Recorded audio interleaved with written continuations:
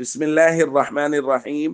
عن عمر بن أبي سلمة رضي الله تعالى عنه قال لي رسول الله صلى الله عليه وسلم: يا غلام، سم الله وكل بيمينك وكل مما يليك.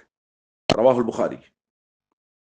حضرت عمر بن ابی سلمہ بیان کرتے ہیں، کنت غلاما فی حجر رسول اللہ صلی اللہ علیہ وسلم، میں چھوٹا بچہ تھا اور نبی کریم صلی اللہ علیہ وسلم کی پرورش میں تھا۔ چونکہ یہ حضرت ام سلمہ جو ام المومنین ہیں ان کے بیٹے ہیں اور نبی کریم صلی اللہ علیہ وسلم کے ربیب ہیں، اس وجہ سے یہ حضور علیہ الصلوۃ والسلام کے پاس ہی رہا کرتے تھے حضور کی پرورش میں۔ تو فرماتے ہیں کہ حضور علیہ الصلوۃ والسلام چونکہ ہمیشہ بڑے برتن میں کھانا کھاتے تھے، وکانت یدی تطیش فی الصحفہ، میرا ہاتھ جو ہے وہ پورے برتن میں گھوم رہا تھا، اس ہاتھ سے یہ اٹھا لیا، اس ہاتھ سے وہ اٹھا لیا، کبھی وہاں سے کبھی وہاں سے۔ تو نبی کریم صلی اللہ علیہ وسلم نے میری تربیت کرتے ہوئے مجھے سمجھاتے ہوئے فرمایا: یا غلام، اے پیارے بیٹے، سم اللہ، سب سے پہلے کھانے کا ادب یہ ہے کہ اللہ کا نام لو، بسم اللہ پڑھو۔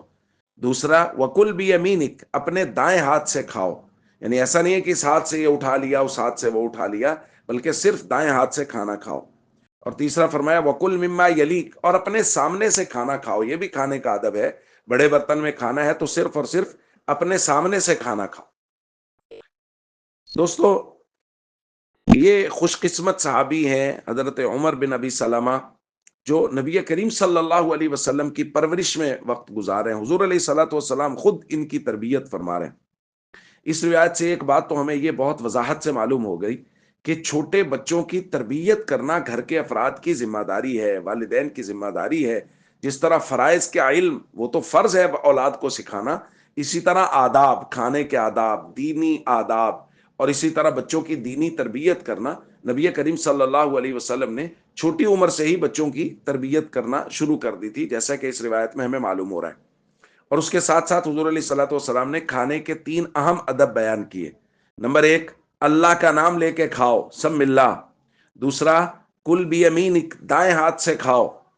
ہمارے یہاں بہت سارے لوگ فیشن کے طور پہ یا اور بلا وجہ ہی بائیں ہاتھ سے کھانا کھا رہے ہوتے ہیں، دائیں ہاتھ سے کھاؤ۔